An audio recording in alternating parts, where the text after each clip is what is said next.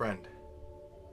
I'm sending you back into the world of Dungeons and Dragons, to the town of Fallcrest. Your avatar is a visage of your younger self. And as always, you're the only one who knows this world is a fantasy. Everyone else believes their reality to be the one true reality. A few days ago, the Fallcrest militia was attacked by a small band of orcs.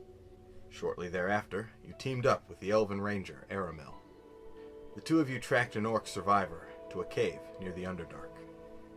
You killed the orc in a showdown, enhancing your reputation as a defender of Fallcrest. You have luck points to affect numerical values, and success points to make a roll an automatic 20, all of which you have earned through the course of several game sessions. You also have 3 yes or no questions and 1 general question. You've completed many minor quests along the way, but soon you will face your first major quest. You appear in your room above the tavern. It's dawn. A rooster crows. Hammers pound across town as the ruins of Fallcrest are slowly rebuilt. Your day is wide open. You can train your swim skill and do some reading from the Book of the Hill Folk before you have to go to work washing dishes, tending bar. With an hour of swimming, you can complete your training of the athletics feat. I'm definitely gonna start with that. All right. Head out for a swim. Where do you go for a swim? They're coming out here. Mm-hmm. Probably just follow the wall. Sure. Enjoy the little countryside here, and then right there. Sure. There's a shallow bank.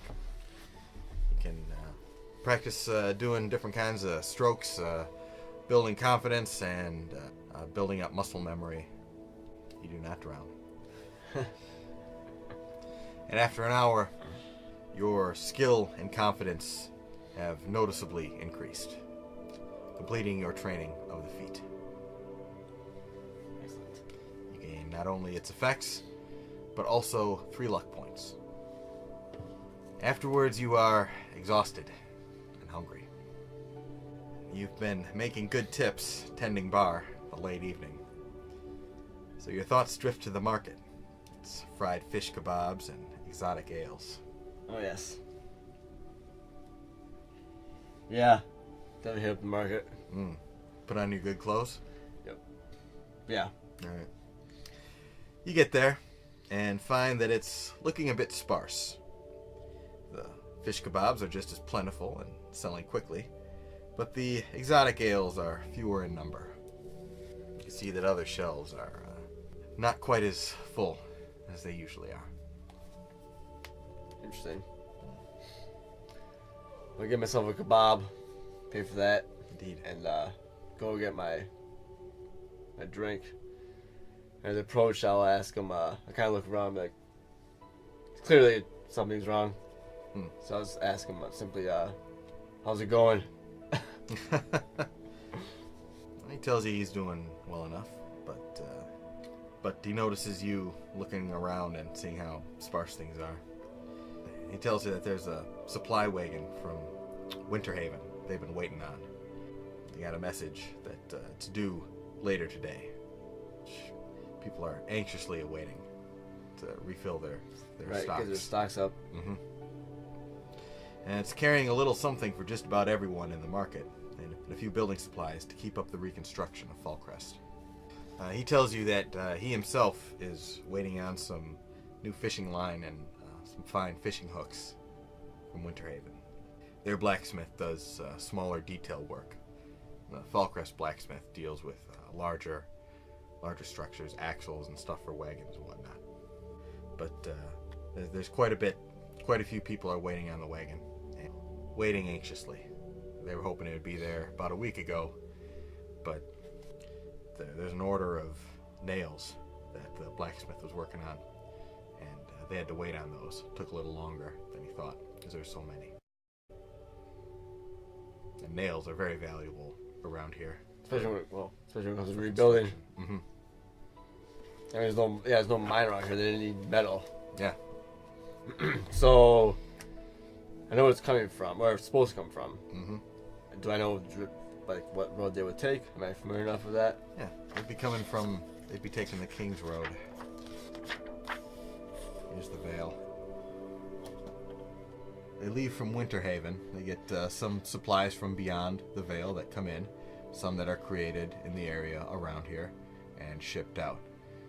It's a 2-day journey. They usually stop at Gardmore Abbey, which is where Brother Lee is from. Okay. So he left there to come and start a new one here. Oh, it's all coming together. Mm-hmm. Nice. So they stop here for the night, and then in the morning they head out. There's like one day, whatever. Yep, exactly. And usually arrive a little before sunset. Yeah. There's the cart is it's a large horse-drawn cart owned by father and son team, Joris Elm and his son Thane.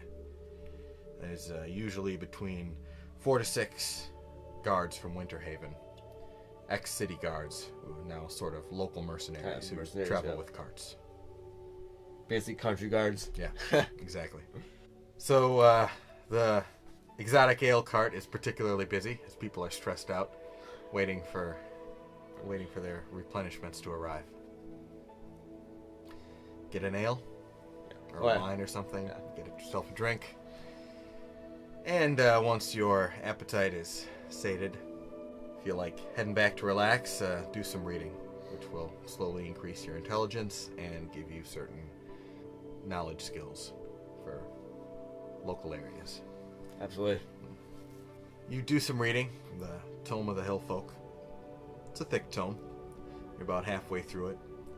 You're learning a lot of useful information, such as how to spot edible and poisonous local plants, how to identify the tracks of local animals and predators. You read for a couple hours, and head downstairs to start work. Got a small pile of dishes from people drinking a little earlier in the day, mostly mugs. You do your work, and a little later in the evening, a bit after sunset, it's time to start serving plates of lamb. 2 plates at a time. Head out, start serving. Usual friendly banter and whatnot as they do. Sure. More and more people know you and recognize you, so you get a little more chatter as you're going. Share some stories here and there. Mm-hmm. All that good stuff. Making friends. Absolutely. About halfway through serving, a half-dozen people come in. You don't recognize them. 4 of them are armed with swords and wear leather armor.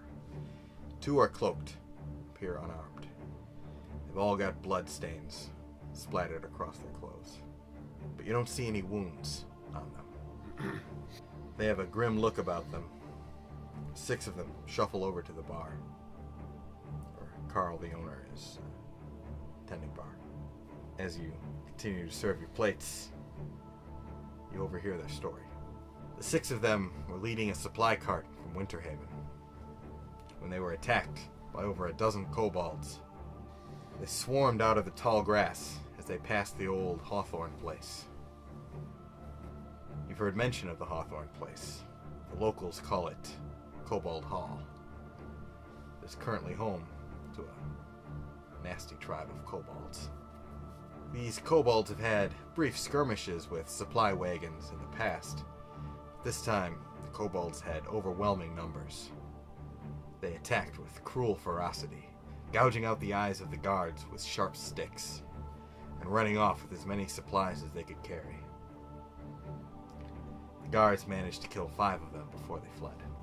But the little cowards took 3 bags of nails, and without them, reconstruction will grind to a halt. Those nails took over a month to make, and were not cheap. If the building stops, the town cannot grow, and with the recent orc attack, Fallcrest will need everybody it can get. Fortunately for the injured travelers, Rose Pickett, the local healer, was able to restore their sight and mend their wounds, though doing so has left her spiritually drained.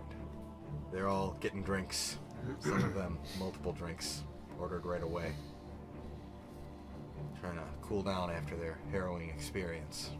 Finish up serving the plates. As you're serving the last table, Lieutenant Ripper of the Fallcrest Guard enters the tavern.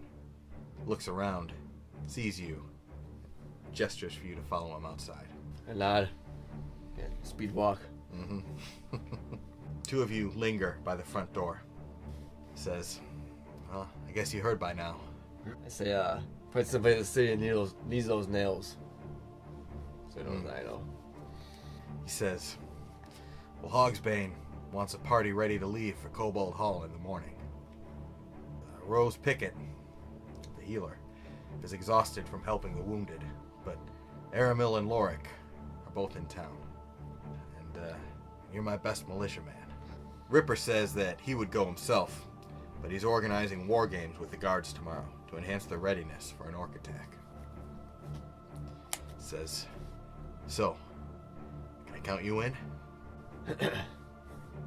I nod and think of something cool to say. Actually, I'm gonna keep some. I nod and say absolutely.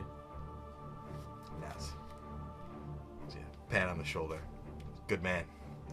I'll send the elf and the dwarf over. 3 of you can go over your plan.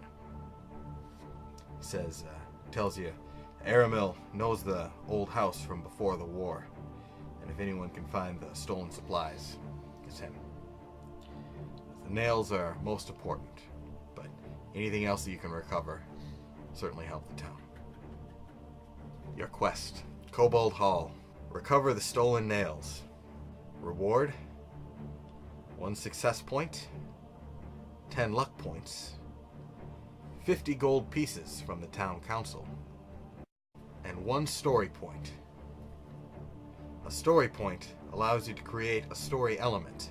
This could be an NPC, a structure, or an event, past or present. So you get a minor DM power. That is if you don't die. That's true. That's very interesting. About a half hour later, Lorik and Aramil arrive at the tavern. One of the corner tables is just freed up, so the 3 of you take a seat. Aramil, the Elven Ranger, says, so, Master Graymond, have you ever encountered a kobold? Not personally, no.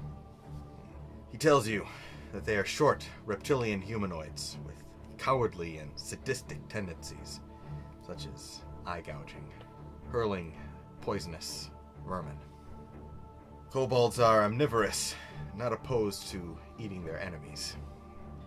They live in dark places, usually underground or in thick forests.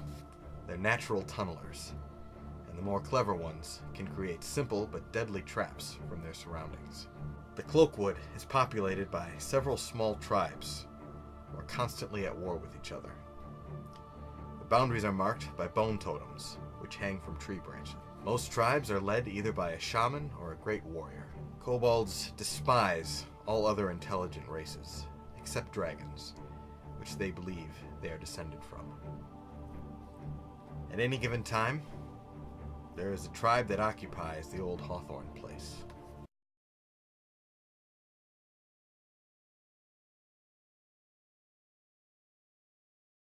As for Hawthorne Manor, it was built on a cliffside overlooking the King's Road. Lord Hawthorne had been an adventurer earlier in life and had retired early with a great fortune. He threw a few parties over the years, one of which Aramil attended, though that was over 100 years ago now. Still, he recalls the place well enough, having committed the event to memory during his meditations at the time. For, as you know, elves do not sleep. They rest, and the wiser ones meditate to refocus and restore themselves. So the elf knows the layout of the house and the surrounding landscape. You can leave the 3 of you there easily enough. This is Kobold Hall, located between Gardmore Abbey and Fallcrest, on the edge of the Cloakwood. While it was once a hunting forest, used primarily by Lord Hawthorne, it has now since been overrun with kobolds after the war. You learn through the course of the conversation, an inventory was taken by the town guard, see what was on board and what was stolen. They were carrying rope, wine, beer, hunting knives, leather, silverware, yarn, linen, chain, spice, seeds, trinkets. They were carrying thread, idols, saws, nails, barrels of apples, masonry tools, fishing hooks, fishing line, and padlocks. That's essentially what they were carrying. What was stolen were mostly metallic. Hunting knives, silverware, a saw was taken, 3 bags of nails. They were in leather satchels about yay big. Fairly heavy, so you can imagine each of you would probably take one. Fishing hooks were stolen, as was the fishing line, and so were a few of the padlocks.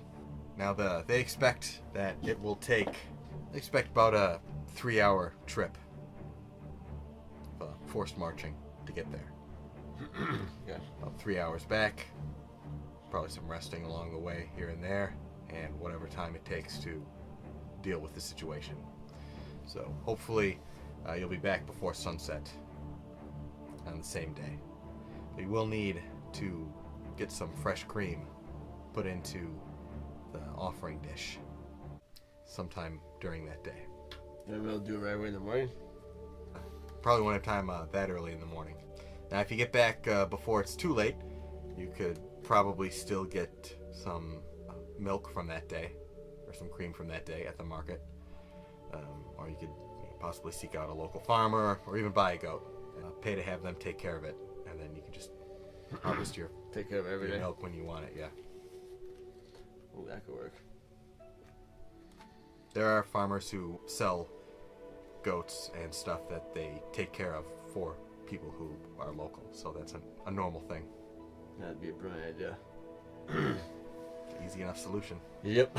All right.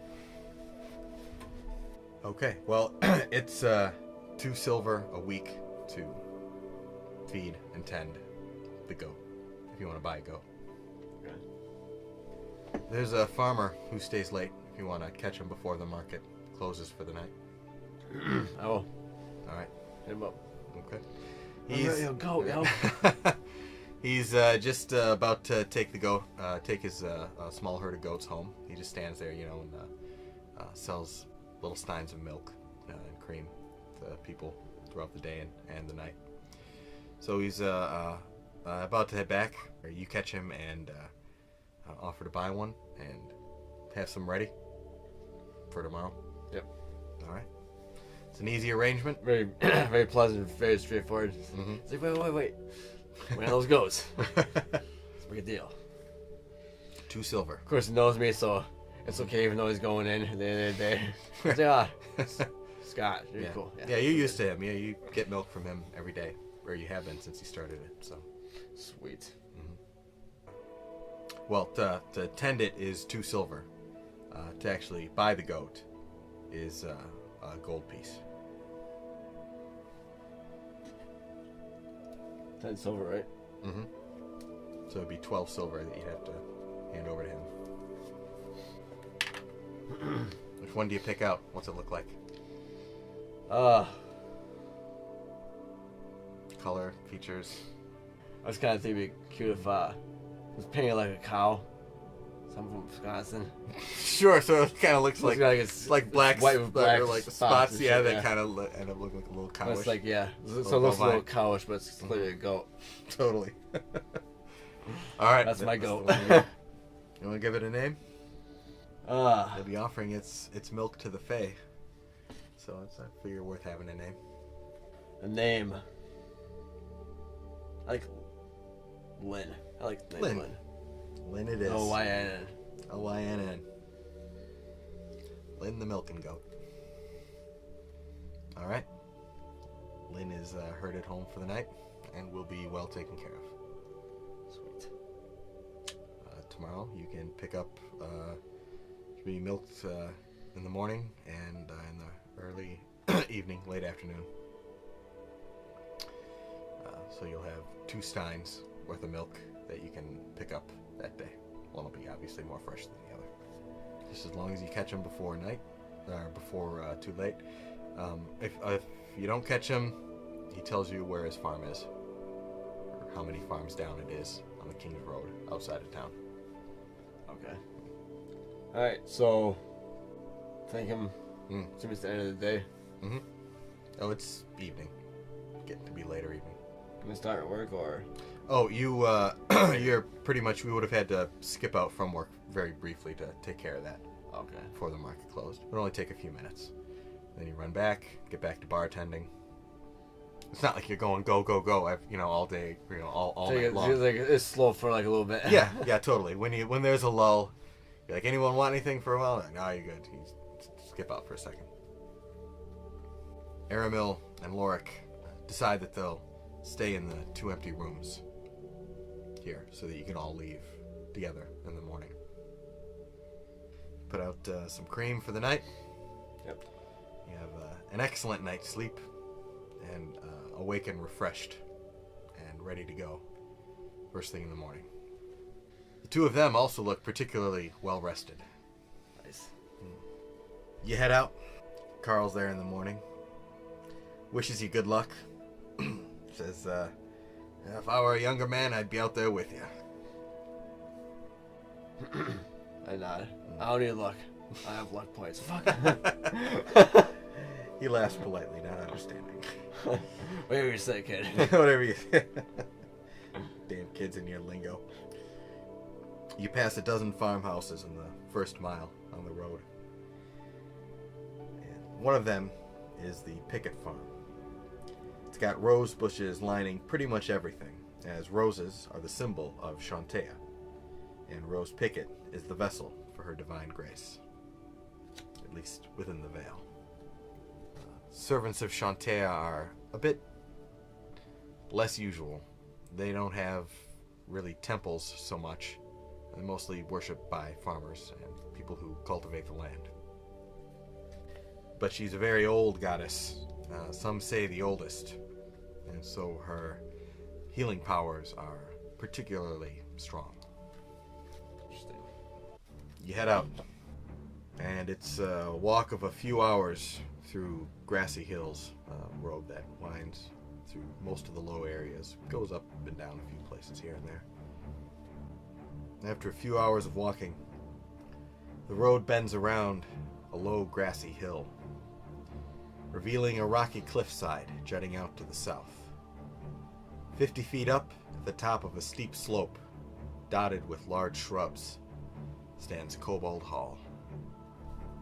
At this point, once it comes into your field of vision, you also see, down the way, the attack site. It looks like the kobold bodies have been removed, but there are blood splatters that have dried all over the place, within about a 100-foot spread. This is a cliffside that juts out. This is a grassy, low hill slopes. Road a couple 100 feet away from the cliffside over here, beyond the edge of the map. But you can clearly see that there's a stairway carved out of the natural stone, zigs and zags, and the stairway, the entire cliffside, in fact, is heavily dotted with thick shrubs. That look like you'll have to move through in some cases to get across. Heavily overgrown. And up top, you can just see jutting out top edge of a large house. There's a courtyard out front with a low wall, a little fountain, and some benches. Behind it, there is a garden. And Aramil would have described this area as such. Roll spot. Make a 15. You see some. Oh snap. All right then. You see a single iron nail lying amidst the tall grass. Just a very short way away. Just kind of catch a glint of it. Don't pick it up. Have a nail. Looks like they dropped it as they were fleeing. One nail. Alright, for finding the nail, you get 3 luck points. Sweet. Alright. Aramil leads the 3 of you towards the base of the rocky slope. tells you to be mindful of the shrubs. They're an ideal place for simple kobold traps. Keep a sharp eye out for anything that looks out of place. Anything at all. Man, start rolling search like a mofo. Or spot. Nice. Spot. Training. Alright, now what's the order of movement? Who's... Oh, Elf's going first. Alright, yeah. Elf I'm the middle. takes the lead. I'm going for keep with the rear. Alright. What time of day is it? Like, Let's see. They left early morning. Took about 3 hours to get there. it's still pretty bright out then. Late morning, early afternoon. Alright. Nice and bright. So, am I doing general search rolls? Or spot rolls? Or how are we doing the... This is a clearing, right? Yeah, that's a clearing for But the then there's, house. like, forest. And then there's there's right. forest and actually an old road that is by now heavily overgrown. No, it hasn't been used for 100 years. So spot 15 to see something. Oh. I'll bump up 5. Aramil is kind of leading the way through. You see, he has just stepped over without seeing a small trip line that is laying between 2 little clusters of shrubs that are crossing the path of the steps. It'd be very, very hard to see. You only caught it at a certain light, at a certain angle. And he is looking out for other things at other places at that moment. I'm gonna give a quick, quiet whistle and stop and make sure no one moves. They freeze and slowly turn. You follow it with your eye, and you see that the tripwire is attached to a supple tree branch with a sharpened stake at the end that has been bent back. They're set with a tripwire trigger. It looks like it's made out of fishing line. A small wooden stake attached to the end of the tripwire. Like a supple branch that's been bowed back and set to a tripwire here. So if you trigger it, this comes flying out and basically becomes a spiked stake attack that whips out at whoever passes by. So that is the trap. I'm wondering if noticing the wire that's made of, if I should, if not falsely trigger it so no one gets hurt, or to try to disable it to get that wire back. Well, you've got a bow staff with you. If you want to trip it. Oh, for spotting it, you get 2 luck points. If you disable it, you'll get another 2 luck points. Awesome. Alright, so... Disabling it will require... Yeah, what are we doing here? Will require an attack with your... Well, no, will require dexterity. Dexterity with your bow staff. Step back and kind of let it go. Maybe keep your shield up just to be safe. Squat down. You make a dex of 11. I'll do it. What's that total? 16. 16 total. Squat down, shield up, forwarding.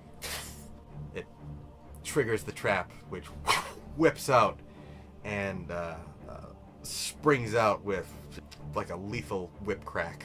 Yeah, like a tail snake, or a snake's tail. Yeah, and snaps across the way and would have hit anyone who would have been passing near, and actually embeds itself into the shrubs right across from it, and have been continuing on across the trail. So you have activated it, and there is you can recover about 12 feet of fishing line and 2 luck points. Right. Onward. You spot a couple more on the way up, and he sees one, and the dwarf sees one as well. You are able to recover another 3 lengths of 12-foot fishing line. Oh yeah, keep an inventory, son. That's great. Put on my bag of holding. Wait, what? Right. No. Alright. And it's a little slow going, but better safe than sorry. Absolutely. I am all about that. Mm-hmm. So due to your prudence and your wise expenditure of luck points, you managed to keep anyone from getting impaled. As you come up the way, you see kobold bones hanging in clusters from tree branches along the edge here, marking out their territory. The house is made of stone and mortar. It's 2 stories tall, with shuttered windows that are half crooked and warped from a century of neglect. Some have fallen off entirely. The front door is thick oak with metal bracings. It remains relatively intact. There are 5 shuttered windows on the front, 2 on the first floor flanking the door, 3 on the second floor. There is a courtyard outside with a fountain in the middle, 4 benches, 1 in each corner, made of stone, and a low wall about 3.5 feet tall that runs around it. Same marching order? Yep. I'm comfortable right in the middle between the 2 guys that are more advanced than me. I think that's a good place. It's a very good place to be. Aramel stops the group a short ways before. Tells everyone to keep a sharp eye out. They're undoubtedly being watched at this point, even if we can't see them. Roll spot. Oh. That sucks. You need a 12. Well, you know what? No, let's not go standard. Let's do a versus. Right. Plus 4. 15. Yep, spot. 10. And some lose some, baby. Gonna lose it? Yep. Slowly leads the 3 of you through, and all this is very heavily overgrown and covered with vines. What you might expect after 100 years just sitting there, more or less. Have my crossbow out. Shield up. Crossbow's over the shield top. Alright. The shutters on these 2 windows fly open, and you can just barely see inside the movement of 2 quick little forms. The light kind of catches their eyes. Clearly little kobolds that have busted open the windows, and almost in unison they hurl out 2 little rocks about yay big. Not big enough to kill, but enough to definitely hurt, disorient. And they just chuck them out at the 3 of you, and then pull back, and the shutters shut behind them. The rocks go flying towards either one of them looks like it's gonna hit dwarf. One of them looks like it might hit the elf. Let's see.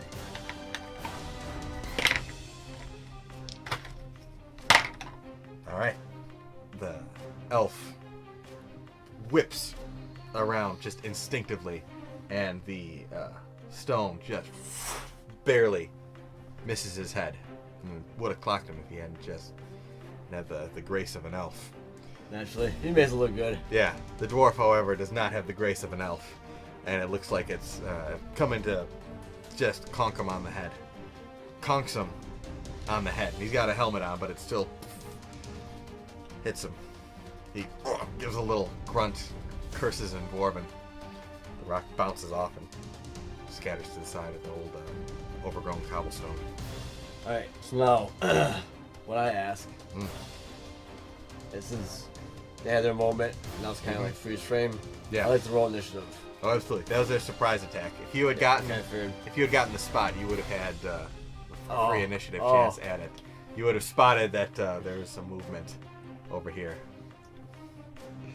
Sweet. Oh. All right. Roll initiative.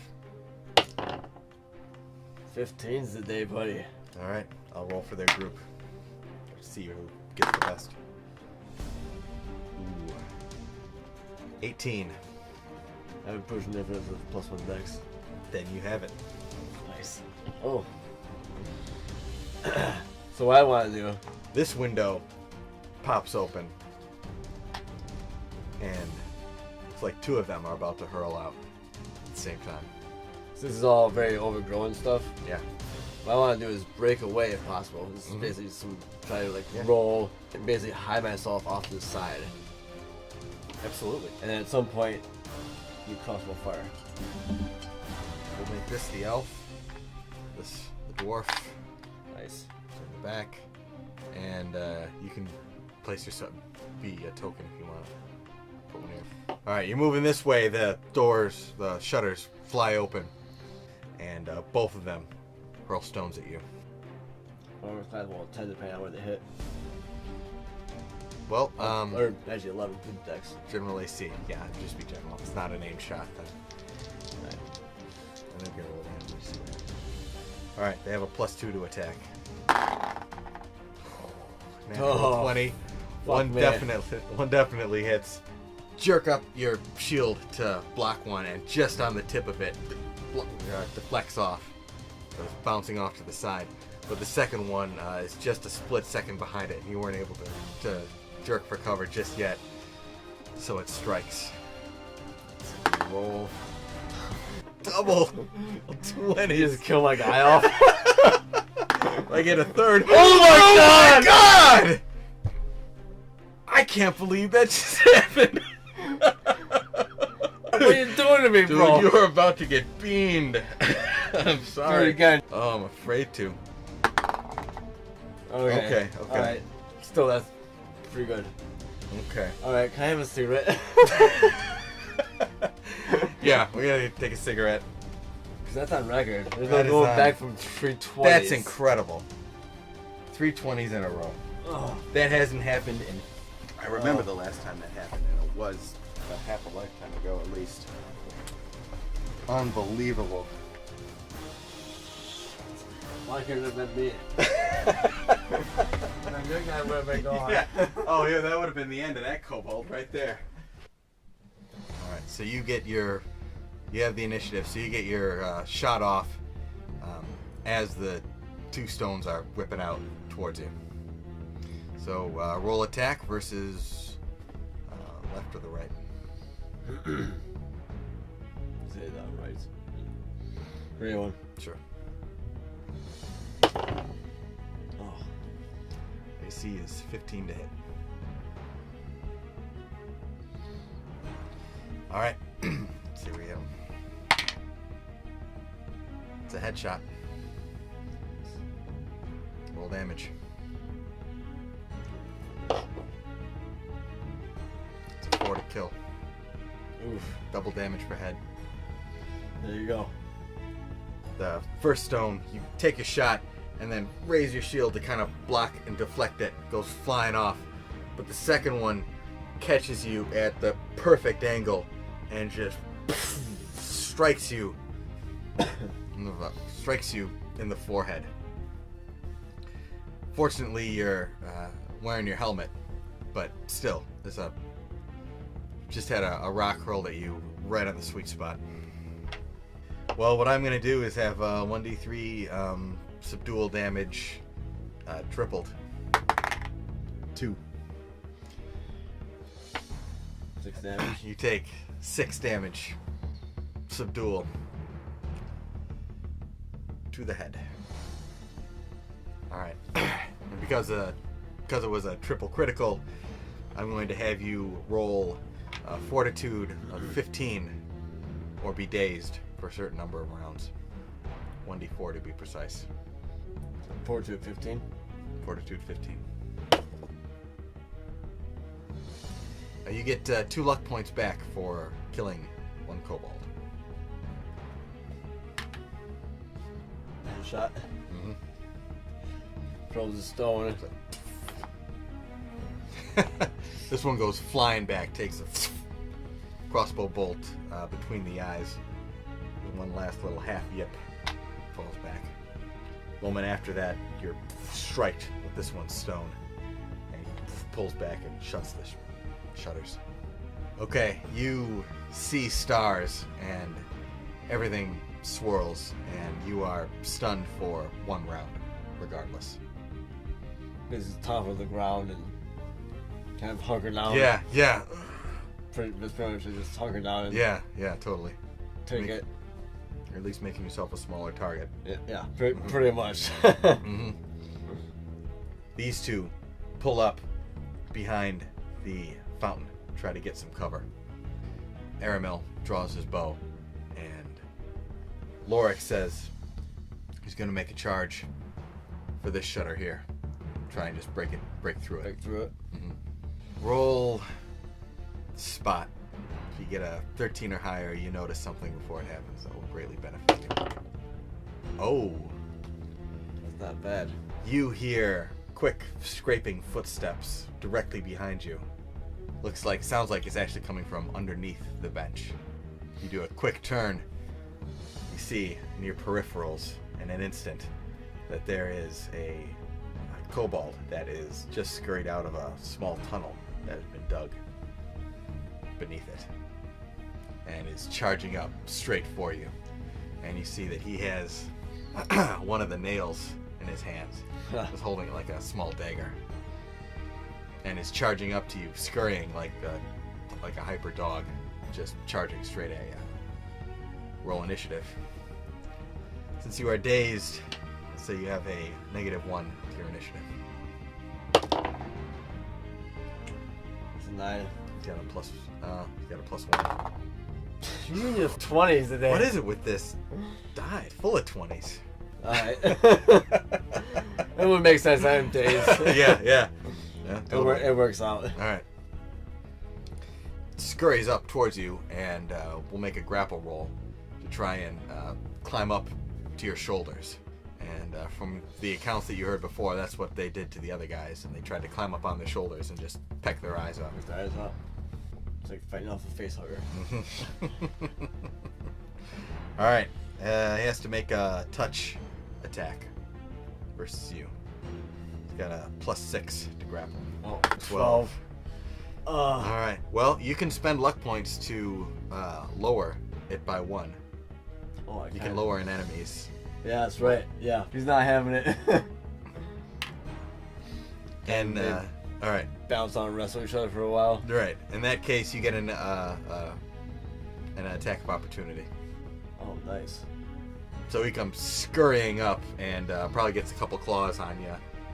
Not trying to pierce, but just trying to climb up you literally as you're down there and get on your shoulders. So he starts trying to scrape and make contact. How do you deal with it? No, keep it real.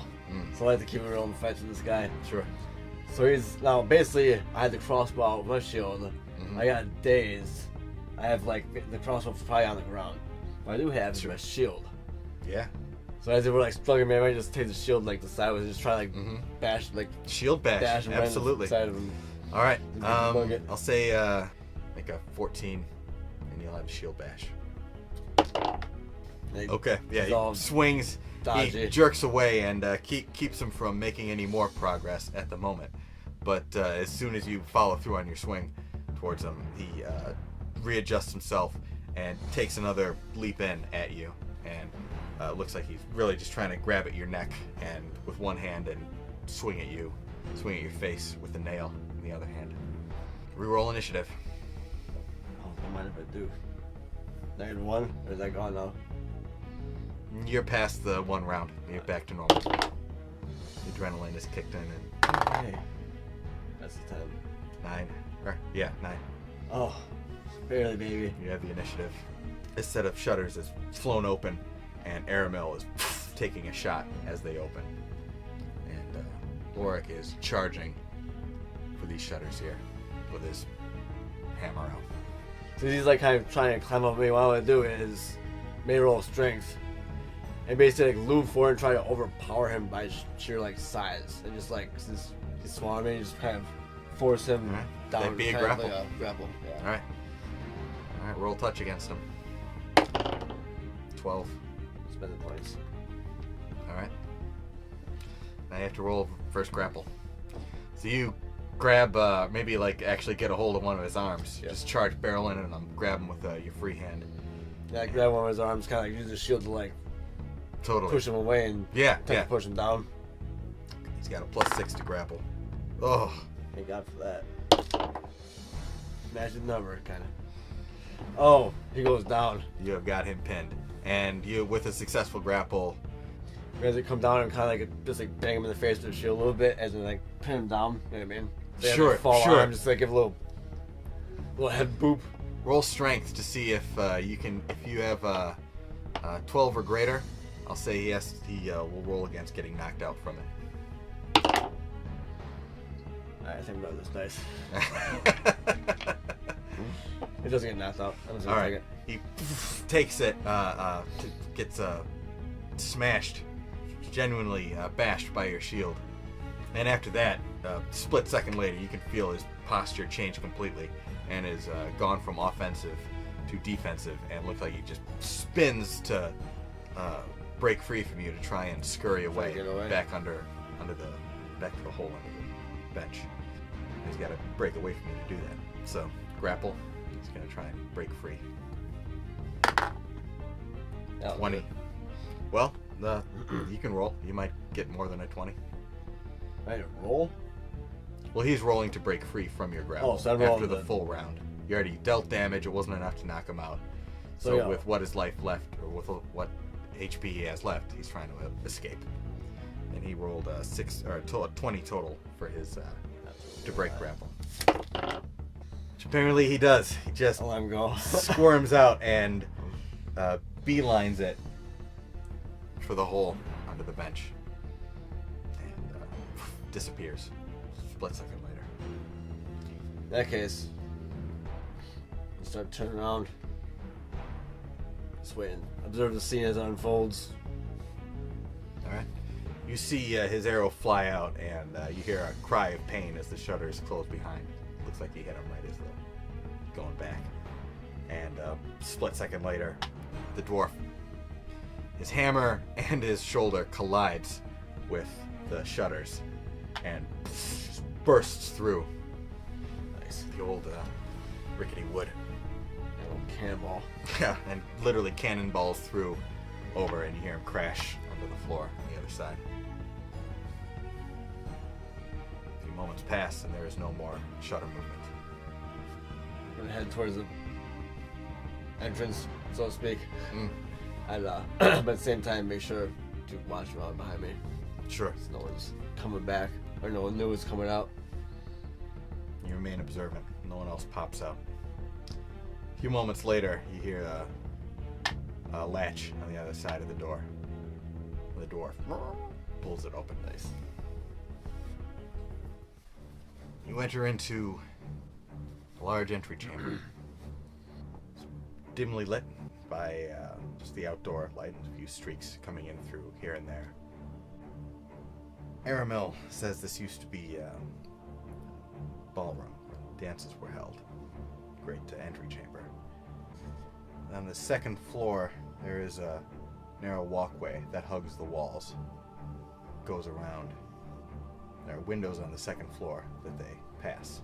And on those ledges, you can see that there are piles of rocks that have been piled up beside the shuttered windows on the second floor. You also see 2 dead bodies, 2 dead kobolds. One with a crossbow bolt through its head, and one with an arrow through its neck. There are unlit torches on the walls. This shutter has been broken out, through. right. I was gonna ask about that, and that's Yeah. one moving. Alright. And there's on the first floor there is a set of doors that are off their hinges. They lead to a back door. There are rooms on either end. On the second floor, the layout is virtually the same. A set of doors, a hallway, and there are bedrooms and a study upstairs. Here on the first floor there is an Aramil the elf recounts to you and lets you know Kind of what figured these explain places are. all the rooms to me. Yeah. That's the kitchen. This is a dining room, this is a kitchen, this is storage, and this is a library.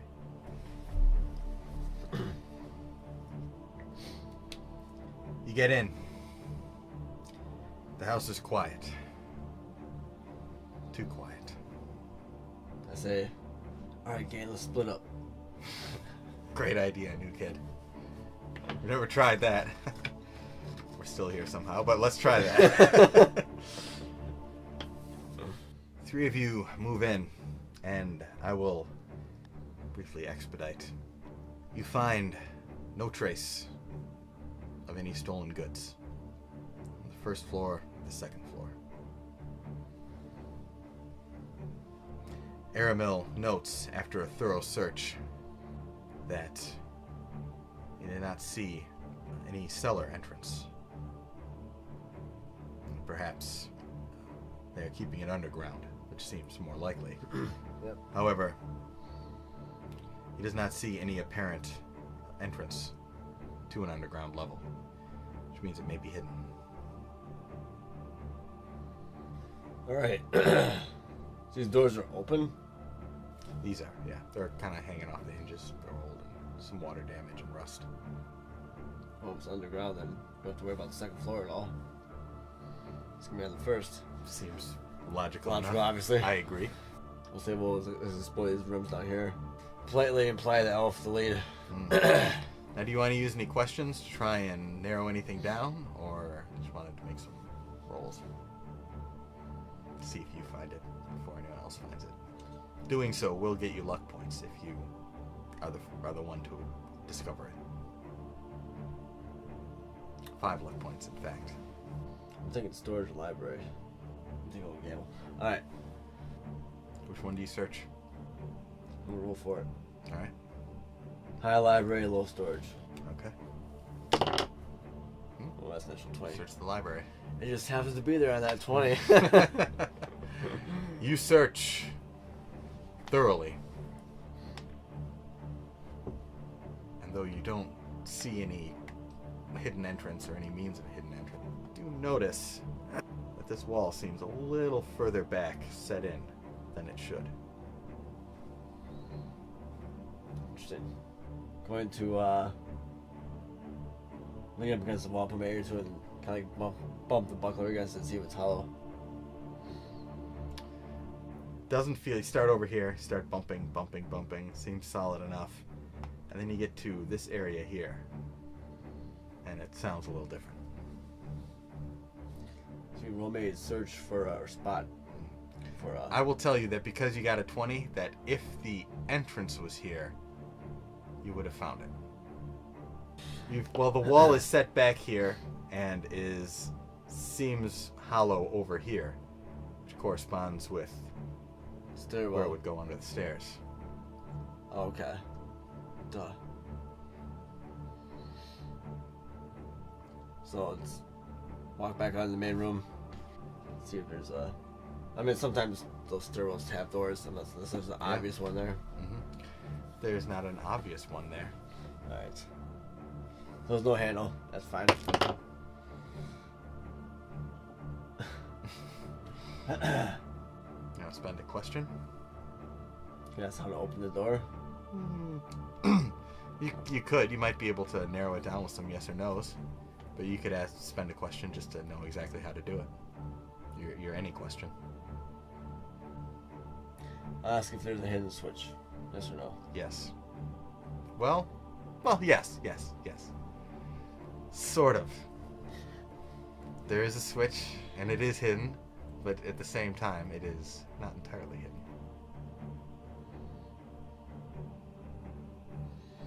What's around? Pull the torch. You pull the torch. Oh my god. It takes some heft, maybe a little more than a kobold might have. But you pull it down, and you see stones give way as a door opens outward. 5 luck points for being the first to discover it. You gather the others? Yep. Do another quiet whistle again like I did last time. Sure. They both seem impressed. Step off slide. Motion for the elf to take lead.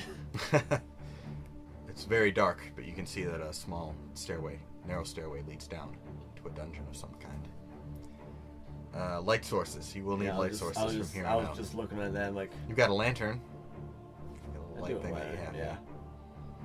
You can light that up. Yep. It's perfect. It's right in the middle. Gives light to both. Right. Nice little orb of the guys who protect me. head down. A narrow stairway leads down into darkness,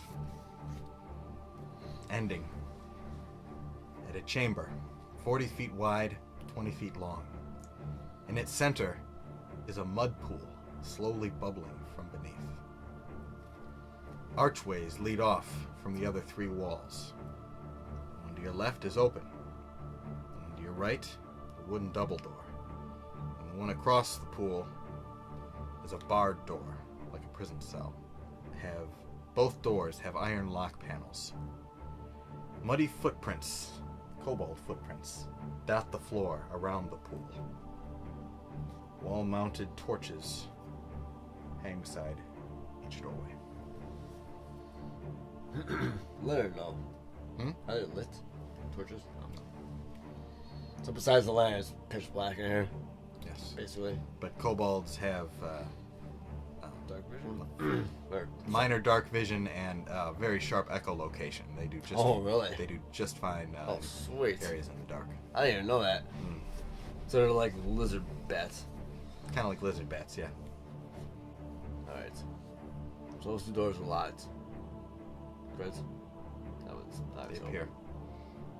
Now, Aramil is leading this group, but I will allow you as the player to decide which direction he would like to go first. Kind of control him. Like he's a party member. Kind of, yeah. Mm-hmm. So I got a little control over him. So you say what you want, and he'll say, "This is what I want," and it'll be the same thing. Sweet. Head towards the only open door currently, but I want to keep an eye on that pool of mud as we go. Absolutely. Sneak mode. Mm. It's basically kind of beeline, but just watch over here as we go. Sure. That'll be you, Elf, the dwarf. Roll spot. Oy vey. I'll fail it. All right. You're moving. 2 forms rise out of the mud, just popping up quickly, and you see 2 little kobolds. And they see you just fine and clear. They rise up, and both of them whip, look like rocky little mud balls. Roll high-low. See if one of them throws at you. Well, they don't throw at me. All right, roll. All right. Never let me down, dice. The elf dodges one of them very deftly and manages to keep himself clean. The dwarf looks like raises an arm up and just kind of like lets his armor plate take it, and it bounces off. Gives him a little muddy splatter they'll have to clean off later. And a moment later, they submerge again, disappearing.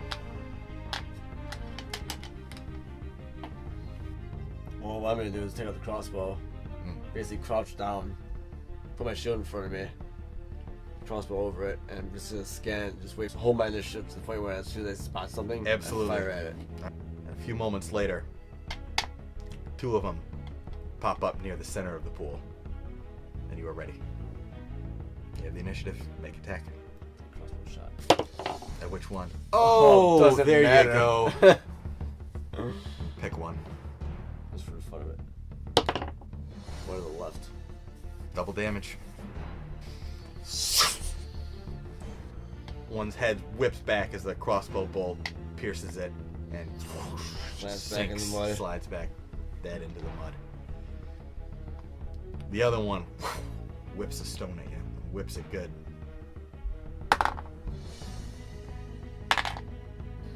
Where's the hit? In the right shoulder. You take 1 point of damage. Oh, shoulder pads, yeah. Mhm. So I don't take any damage. You don't take any damage. That's what armor's there for. Alright, so you feel it, but it doesn't cause you any. I mean, it's unpleasant. It's yeah, You wouldn't want to be. like getting punched in the shoulder. Yeah, exactly. You wouldn't like to just stand there and take it all day, but it doesn't knock you out or anything. I'll reload and wait for him. Mm. Imagine the other 2 are. Aramil has got his bow out and drawn and ready. Just wait for this thing to pop up again. wait, and you wait, and you wait. He does not resurface. Interesting. He tells you that, Aramel tells you that they can hold their breath for several minutes. There may be a tunnel leading out somewhere as well. That could be a tunnel that leads somewhere. Yeah. This is just we carry on. I'm gonna keep an eye on the pool, obviously, as we leave. He nods in agreement. There's a 10-foot hall that leads into another chamber. Proceed. The hallway enters into a crypt. Its walls are dotted with recessed slabs set into the wall. You know the type. No longer hold bodies. Now just dark, gaping holes in the wall. Spaced out in the center of the room are 4 stone coffins. Slabs have long ago been removed and lie in large broken chunks around the edges. The covers have been replaced with what looked like some kind of stick thatch, almost a wicker-like, something that the kobolds wove together to be fairly tight and strong to make lids for them. Huh. And you see right away that there are 4 brand new iron padlocks that are keeping them locked. They're kind of strapped in ropes tied around them. At the far end of the room, there is a standing sarcophagus. It is ornate, finely crafted, made of stone, and it bears runes and sigils. Imply that there may be some magic to this particular one. Everything else looks fairly mundane. Now, the way these caskets are locked, are we able to just physically break through this? The Kobold's makings? Or is this like a lock-picking session? He's concerned, or there's concern that if you try to merely break through them, that you might smash what's beneath in the process. But the padlocks all have keys. Each key would have come with it. So, presumably, the keys still exist somewhere in here if they plan on using them. Alright, I'm gonna approach this sarcophagus on the end. Alright, he heads in first. You staying in the middle? Alright. You get... Walk straight down the middle. Right. Bossed it up. Get halfway across the room, and you hear little scratching sounds coming from both sides. You look around, you see just little flashes of movement. The light of your lantern. Yeah, it's kind of at the edges, and it's not. So you get halfway across the room, where we roll initiative.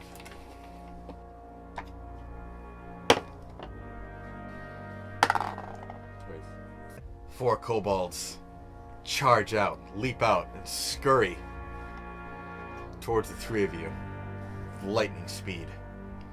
And even in a quick flash, you can see that they're all carrying nails that they have. And you see that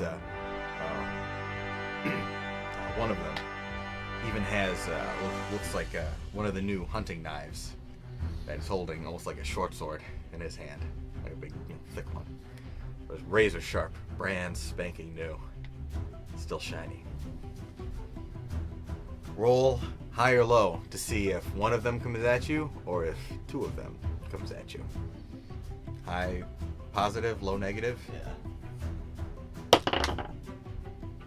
That's fucking not. No, it's a 6. You can take it up with luck if you want. Otherwise, you'll have 2 of them on you. What's it supposed to be? Needs to be 11 to be high.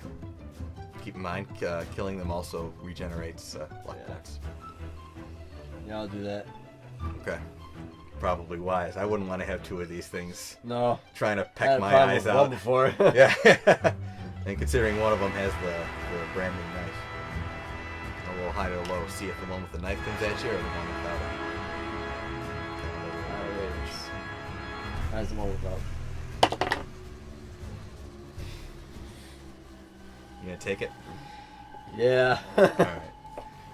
One of them, the one with the new hunting knife, charges in at you. 2 go for the elf, 2 go for the dwarf.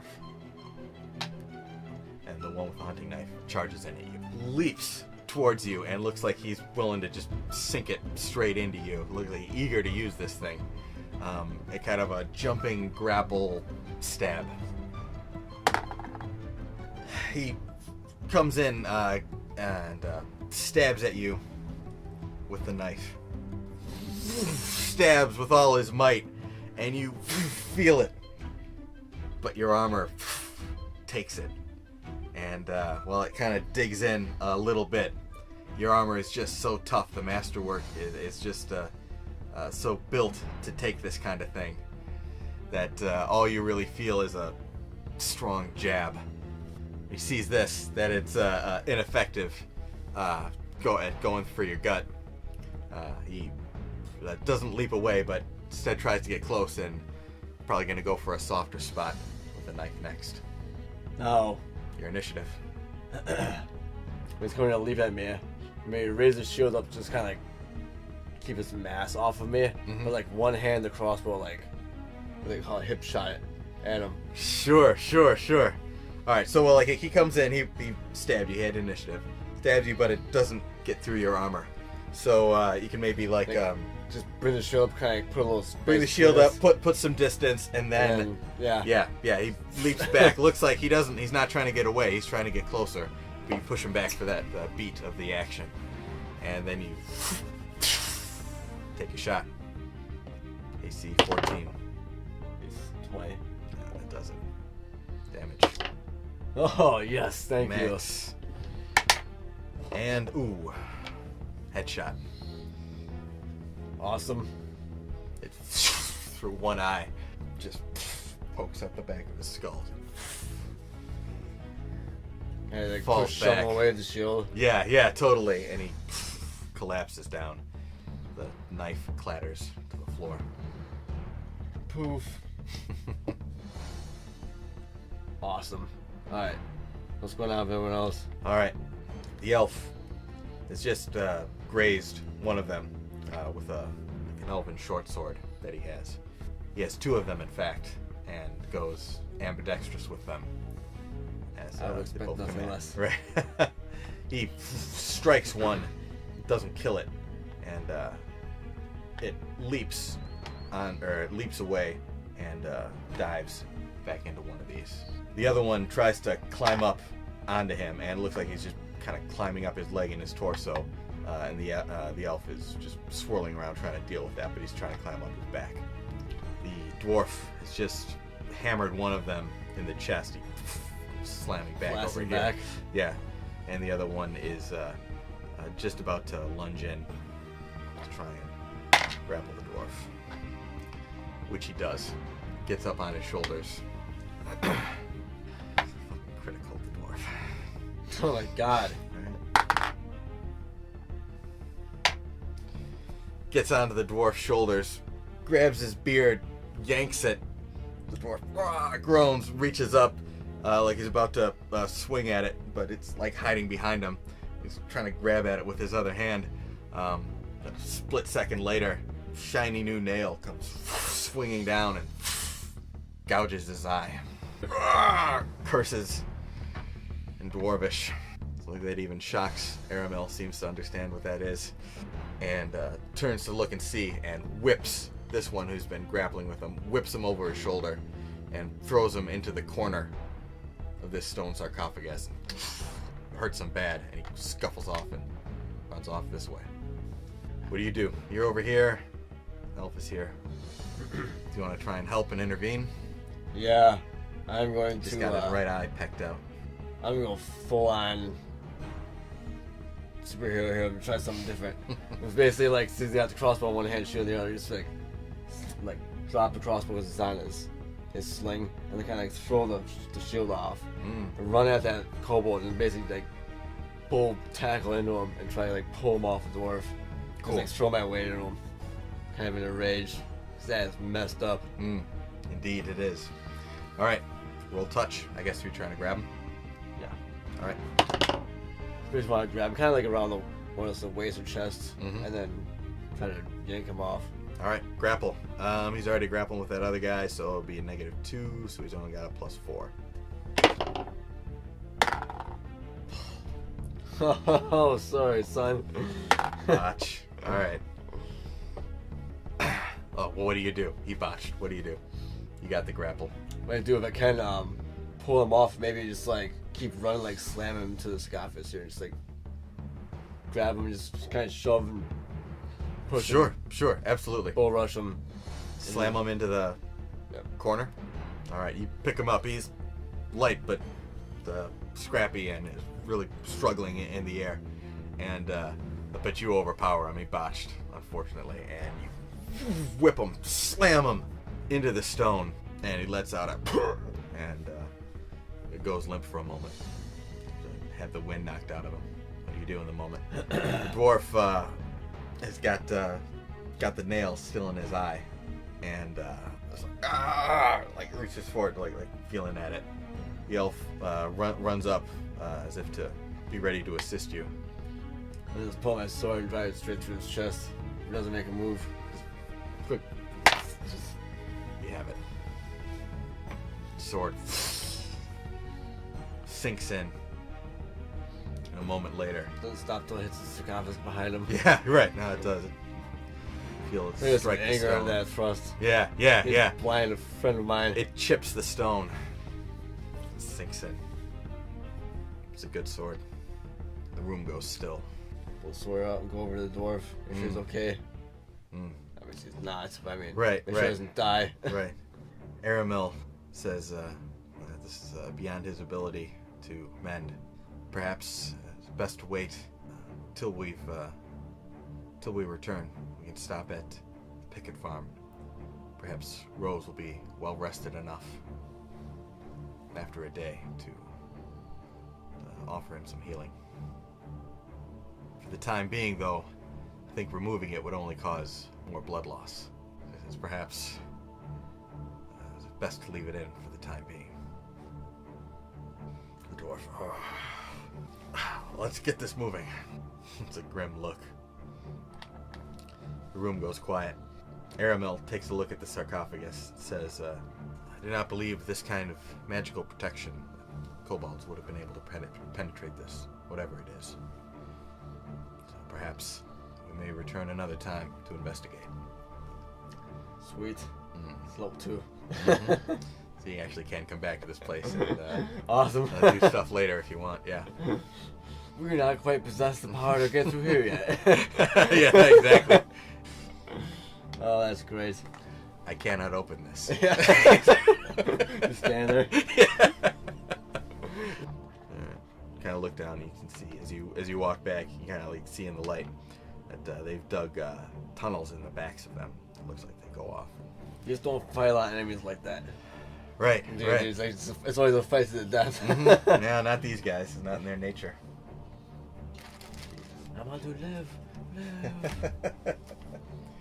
On the bodies of one of the kobolds, the one with the hunting knife, you see that on his little belt that's made of his skin sheddings, as they all make them, match up to one of the locks, one of the padlocks. Oh, let's try that out before we go. He tried out and it opens one of them. Well, you look like he's probably one of the leaders of this. He has all 4 keys, so you don't know which is which, so you have to go around testing them. Yeah, but you do so. The dwarf tells you to hurry the hell up. Still bleeding from the eye. I know. You see inside that in addition to most of the stolen goods, there look like there are useful pieces of metal and tools, and some look very old, and some look like things that have been scavenged. Some things look like they're a little newer, probably stolen from carts. But you find in one of the sarcophagus, in one of the coffins, that it has nearly all of the supplies that were stolen. It's got the nice. fishing line and everything all bundled up in there. You do not, however, see the bags of nails. You have leather backpacks that you've brought with you for recovering as much of it as you can. Okay. So you fill your backpacks up between the three of you. So it does slow you down a little bit. You'll probably want to drop them if you get into combat. Or use them as weapons. Right. So you can fill your bags and take them back into the mudroom. You get back, and there are two doorways. On the north, there is the doorway with bars. And on the east, there is a wooden double doors. They're not locked? Or they're They look like they could be locked, but you don't know if either of them are locked. Let's go over those double doors. Look at the bars. Mm-hmm. Well, it looks like you see little footprints that go off through them, and it looks like the kobolds, at least, may not even have to open the door. That they can sneak between the bars in a way that Interesting. So there's a lot of human foot traffic can't. between there. You get to the doors, you test the knobs, and they give. It does not seem like it's locked. Throw them open. All right, you take the lead. Yeah. All right, Get the sword out. sure. Sword. Maybe give the lantern to the dwarf. Yeah, that's fine. All right. Actually, it's good because he's not in the best fighting Oh, yeah. condition right now, so at least he can keep the light for you, and you can take on the brunt of the fighting. You pull the doors open, and a moment later, a serpent wriggles and leaps out from above the door. You see that there is a cage suspended above, and when the doors were open, Oh, the shit. bottom of the cage came out, Yeah. and a hungry snake leaps out right at you. The snake will make its attack. +5. And it's going for hot flesh of your neck. I'm class 11. Yeah.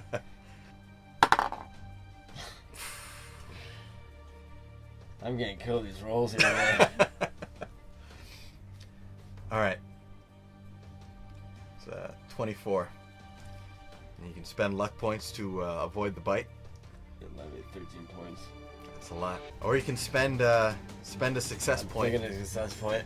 and just negate it. Yep. Take it down to a botch. We have to do it. Alright. Not a bad idea when a snake's coming at you with a 24. Yeah. Yeah.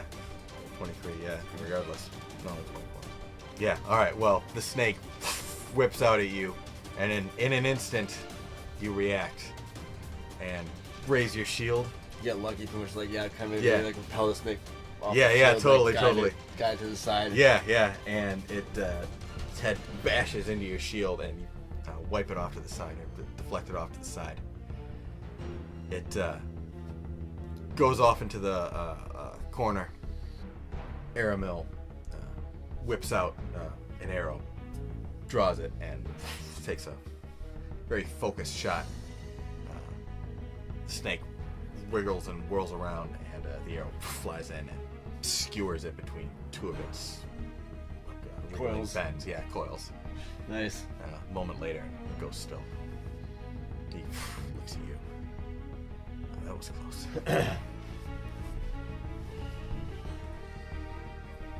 Good I hate reflexes. kobolds. I say quietly.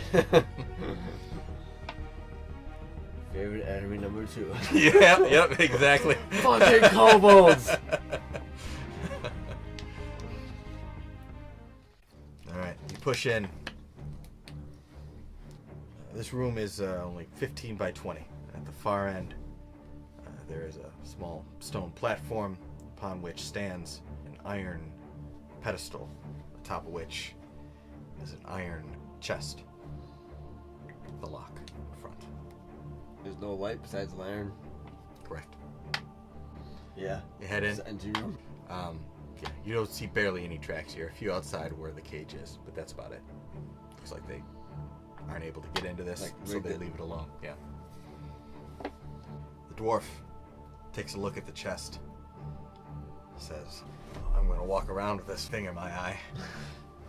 Take whatever I can from this place. He pulls out his hammer, and he pulls out what looks like an ornately crafted awl. You know what an awl is? It's like kind of like a spike that can be used for countersinking nails, or it can be used to bust through a lock. Kind of like a little punch. Yeah, another word for it. Yeah. So he has like a little ornate metal punch, this little spike. You actually see that there are some runes crafted in the side of it. Sweet. And I need me that punch. he speaks a word in Dwarvish, and the runes kind of light up into a cool blue, and then lines it up into the lock of the iron chest. And with his hammer, he strikes it, and there's a kind of a magical discharge, and the lock and the chest clicks. Makes all the cracks in the lock and yeah, the yeah, seams exactly, and and it shines through. Yeah. out the hole in front. Mm-hmm. He opens it. Blows up, does 10 damage. Both turn to ash. He's like, worth it. That's awesome. If I never thought of a weapon like that before. Hammer and nail that pick locks. Well, destroy locks. It's busted now. Pick. Yeah. Overcome. Dwarven pick. That's probably what it's called, the dwarven lock pick. Inside the chest, he finds a small leather pouch, faintly glowing red stone that has like a strap on it. If you saw it, you would recognize it perhaps from one of the books as an augmentation stone. It's the kind of thing that is strapped to a weapon to enhance it. Something about it. Don't necessarily know what. And there is also in the chest an ornate arrowhead made from white gold. It has very clear draconic look to it. Nice. Lorik looks into the pouch, pours out 3 gemstones, big ones. They're each worth probably a decent amount each. The elf beckons the two of you or beckons the group to keep moving. We can sort through this later, figure out what this is. Go. Divvy it up, decide who gets what. You head up. Yep. All right. There's only one last place, or one last door to explore. That is the one with the bars. Ah, yes. The one that Kobolds will clearly get through. Lorik pulls out the spike again, pulls out the punch, says the word again, it lights up blue, and once again uses it to break through. It's busted. It'll never lock again. But now it's open. Nice. Borrow those eventually. You make something like that eventually if you want. That's awesome. Alright, head inside. Not very graceful, not what a thief would necessarily use, but No, but that's totally what a dwarf would use. the other 2 were 10-foot tunnels leading to other chambers. This tunnel leads to a stairway that descends down deep into darkness. You follow it down. It enters into a large natural cavern, over 60 feet wide, 30 feet tall. There are 2 natural pillars that stand within a shallow pool, like to be Together? Yeah. There is water slowly dripping down from cracks in the ceiling that create a small but steady pool on the floor. It is shallow. Lying half submerged in the center are the bones of a white dragon. The water around the skeleton has turned to ice, as the bones still radiate a magical cold. Interesting. Be used to make ice cubes at the bar. The water's edge are 3 bags of nails that have all been emptied laid out ceremoniously. Standing over them, chanting, is a kobold shaman, armored in bones. Standing beside him, facing with their backs to him, their faces towards the door, are two slightly larger than average kobolds who carry short spears, which to them are like long spears. They see you as you come down the way, and they chatter back and forth quickly. And this all happens within an instant. Obviously, you can just look in and see all this very quickly. The shaman is like waving his hands and chanting over the nails. Almost with like with a reverence. But even he must hear you coming down the steps. He stops, turns over his shoulder, points with a shaky, gnarled finger, and barks at these two, who hold their spears out and charge towards the three of you. What is your response? Still got the sword and shield out. And basically step into the room as much as I can so the other two can come out and kind of pan off to the sides. Like they would flank me essentially. Sure. As everything kind of unfolds slowly. Mm-hmm. And I guess outside of that, let's roll initiative. Indeed. Alright, roll initiative. Initiative. +2 for these guys. Oh, sweet. I win. Autobot, you have the initiative. What do? Steps back and let them get between. Well, collide. I will. What are these? They have spears? Yeah. And they also have on their tails, they have little stone rings with little spikes on them. It looks like they're used for whipping and, using like a bludgeoning.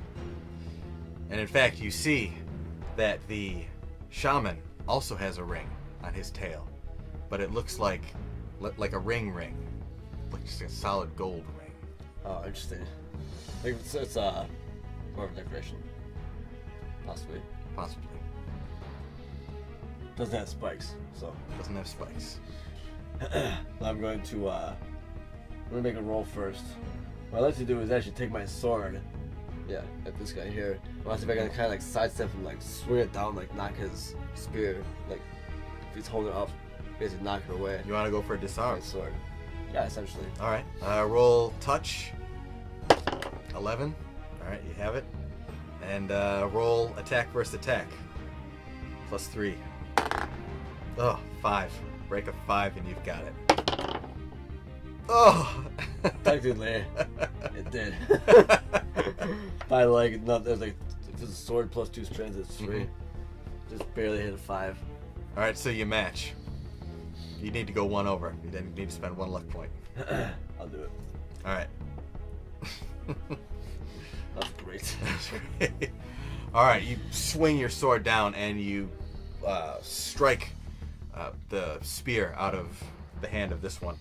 It goes skidding off to the side. Seems surprised, but continues to lunge in and spins around. We're gonna take a tail swipe at you. +4. It's enough to. Yeah, it hits. Well, it's enough to hit, but sure. Yeah, it's not gonna unless he would have to critical. All right, you feel a thwap and it stings, but you take no damage. Your armor absorbs the brunt of it. The other one jabs in with his spear, and he's going for like soft area between some armor, looking for an aimed strike. So I'm going to say that he's going to have to hit to do that. So you need to hit a 17 to make an aimed strike to ignore any armor damage. He does not make. Stabs up at you and kind of grazes across 2 different parts of your armor. Kind of scuffs it up. You take no damage. Alright. The dwarf has got the lantern in one hand. Reaches out with his other to try and grab at this one who is just attacking you with his spear. Doesn't quite manage to get a grip on him, but makes it more difficult for him to deal with you, because he's dealing with two at the same time. The elf pulls out his bow and draws and calls out to the two of you, "More coming," and you hear little scurrying noises. And you look, and it's dark, and you don't know. There could be tunnels all over the place that you just don't see from your little lantern spread of light.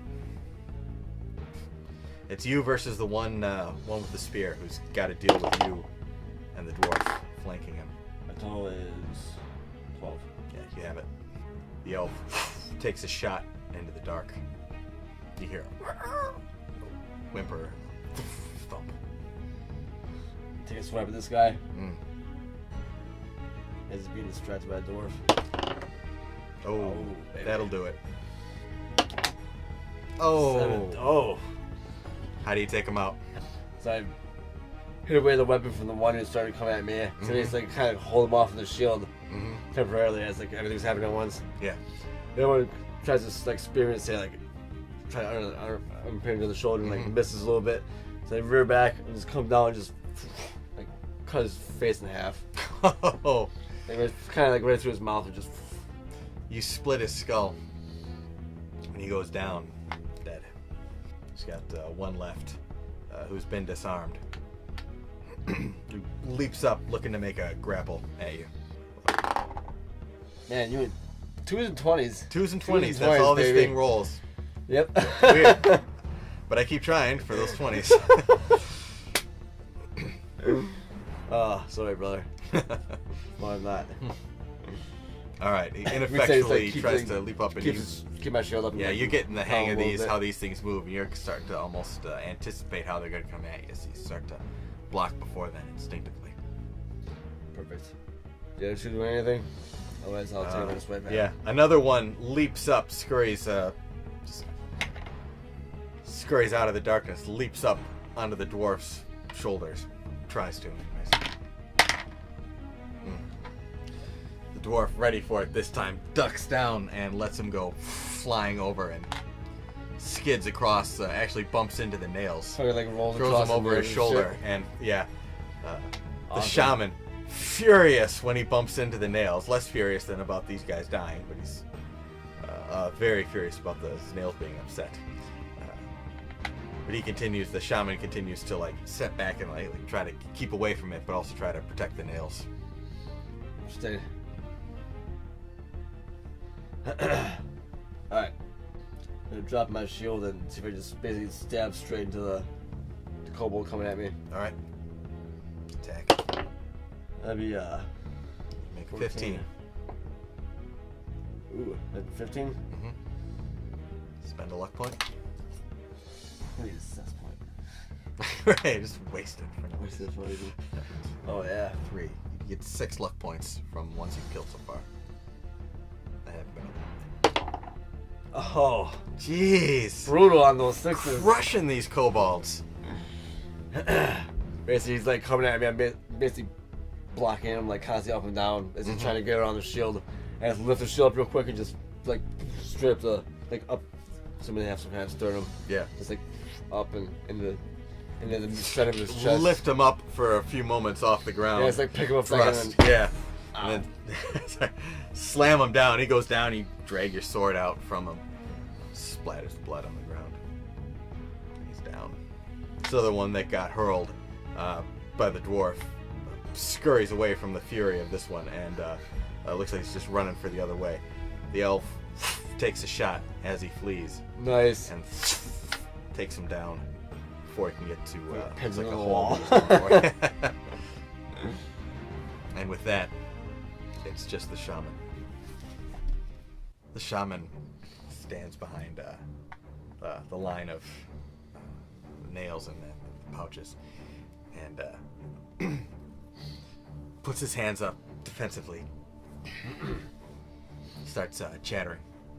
Aramil levels his bow at him, but seems to listen to what he's saying. Seems to understand it. Interesting. I kind of approach casually, sword and shield at my side, not threatening, just present. Sure. Ask Elf what he's saying. He waits for the kobold to finish, and then says that he is pleading for mercy. And he says to you, I am inclined to give it, with a stipulation. Even if we kill them all, another group will merely take their place. If, however, we give them a small offering with each passage, we may assuage their violence. A small tax, think of it. Perhaps a few nails for every time a supply cart goes through. It could be handed off to the kobolds. Otherwise, I fear we will have attacks from them for as long as there are kobolds in the forest. I tell him simply not to dissuade, but just to state the fact that we need those nails. He says, oh, indeed we do, and we will take most of them. But I believe I could convince the town council that this is in the best interest of everyone. We can spare a few nails. We can even afford to lose a small number here and there. It would be preferable to losing lives, or at the very least, eyes. My thought is, I could agree with this, I'll tell him, but I don't want them attacking anyone that's coming down the road. It's not just us. Indeed, that would be... Basically paying the troll under the bridge. That would be the deal. It would be allowing them... They consider that part of the road anyways their territory, or they wouldn't have attacked within it. Okay. So, by paying them a small amount, an affordable amount according to as far as the town is concerned. I'll agree with that.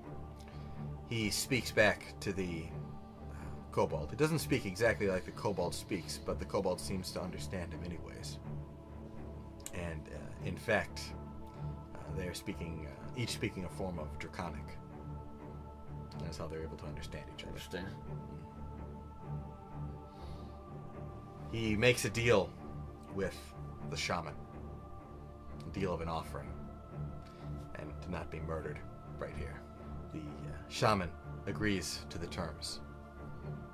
A tax will be paid every time a supply cart goes by. Everyone else will be ignored as long as the supply carts pay up when they pass. They set out terms. He hashes it out with the shaman. He gathers up the nails. Tells the shaman to leave them be. And they will leave shortly. The shaman seems hesitant to leave, but does so. And heads out through a tunnel on the other side. The three of you stand there and begin to gather up the nails and put them into the bags. Alrighty. Interesting. Aramil seems to take special note of the dragon. Yeah, I'm wondering about that. Why is he here in the first place? He muses to him. He, you could ask that. He says, Yeah. Well, I says- kind of inquire, obviously, like, what's... Sure. This is interesting. I mean, unusual. He says, Lord Hawthorne was known to be an adventurer. Perhaps he slew this dragon, kept it here as a trophy. Perhaps, he says, that very arrow we found in the iron chest. Huh. Ah, yeah. Perhaps it is a dragon-slaying arrow. Let us hope Fallcrest never needs it. I break it in half. That's all sword made. The elf has another brief exchange with the shaman. Points at the ring on his tail. Yeah, I was wondering about that. They have he seems defensive about it. He points to the dwarf's eye. Seems to seem like he wants some kind of recompense for it. Shaman begrudgingly agrees. He's behind. Pulls the ring off. It's been kind of like wedged into scales and everything. Oh, yeah. Twists it out. Yeah, it's been there for a while. Mm-hmm. Nice. Hands it over. A motion from the elf to the dwarf, as in he should maybe give the ring to the dwarf and kind of suffer for it. He looks at it, says, "That's not particularly my style." Says, "Tell you what, you keep the ring. It's clearly worth something. I'll take the power stone, the augmentation stone. Put it on a weapon. And the elf will take the arrowhead." Nice. There are 3 gems. Each of you can take one. By fell. Christ. You put the ring on? I'll look it over first, just inspect it. Sure. Anything You Adventure 101. Sure. You look it over and you see runes carved into the inside. Oh my god, it's my punch dagger, isn't it? My punch ring. Yes. As you discussed, yes. Are these the same runes that are like on the bowl and stuff, or is it something different? Different kind of runes. Okay. Arcane runes. Oh, it's magic runes. Mhm. I'll slide it on. Slide it on, and you feel a hum, like a charge of power in your fist. Feel that you could swing it with great strength, and you almost have an urge to try it out. Perhaps on a piece of ice. It's floating out there. Yeah, let's do that. Tell him you want to try something? Yep. All right. You walk out. It's freezing cold. You get to the edge. Give it a punch. It's pretty tall. Just... There is like a pulse that spreads when you hit, and the ice cracks and shatters for a good chunk around the area, busting off some parts of the bones that shatter and drift out. You feel that the charge has lessened, but there's still some left in it. You hit it again, and the third time you feel the charge is fully expended. Awesome. But even when you were striking it, you felt no pain from the blast, but there was an intense radiation of energy output from it. So there are pieces of cold dragon bone that are floating out there as well, which might be useful or just something to keep memento. Yeah, I was thinking that would be. I would like, yeah. What kind of bone would you like? Pick one. Say it busted off, just floating there. Be totally cliche. Is the whole dragon there? Yeah. Tooth. Big one. She has a nice icy glaze over it. Sweet. The dwarf wades out, picks up a few chunks of ice, even a few that have dragon's bones in them. Takes a chunk of the ice and just kind of like holds it near his eye. Just presses it there. Everyone grabs a bag of nails in addition to what they already emptied out from one of the coffins. And you've all got a heavy load. Take on your way out. And even as you're leaving, you hear the shamans scatter back in. Quest complete. You gain 1 success point, 10 luck points. You will receive 50 gold pieces in the morning, as far as your character is concerned, and 1 story point. You head back for Fallcrest. You keep a brisk pace, and as it often goes, the return trip just flies by. Sun's got a few hours in it as you close in on the town. Start to see chimney smoke in the distance. Rose Pickett is waiting outside her farmhouse as you guys approach. Yes. She strolls up, and as she sees the nail sticking out of the dwarf's eye, she picks up her pace, runs over, and with great concern, she's like, "Oh, I'm so sorry." She's like, "Hold still. I'll try to do this as quick as I can." He grins. "Thank you," and she puts one hand on the side of his face, and even as she does, you can start to see kind of a warm light glowing out from it, and she yanks the nail out. He winces, and blood kind of spurts and spurts, but it's almost like the light glows through him and kind of like washes over and penetrates even to where the nail was just pulled, and it very quickly starts to heal, and the blood kind of pulls in. And Awesome. So I was like posted up and then stopped shortly afterwards. and then his eye heals up as if there were never an injury. The light fades. She asks him what happened, and he says, he'll talk about it once he's got some ale in front of him. Mind if I join you? Of course, of course. The four of you start to walk towards town for the tavern. You get back. The tavern is busy. People are waiting eagerly for some kind of word of what happened. Ripper is waiting there, and as soon as you come through the door, puts down his drink and heads over. Calls some guards and has your people to take the packs, so you're not lugging them around anymore. A table is cleared immediately, and drinks are quickly served. Some leftovers are brought out for you guys to lunch on before the big meal later. People watch and listen intently as you recall your adventure. People want to know what happened, how it happened, the gory details. People are shocked and cringe when they hear about the nail going into the dwarf's eye and having to keep it there for hours on end. The night goes on. Lorik gets hammered and heads upstairs to pass out. Aramil offers to walk Rose home, and she accepts.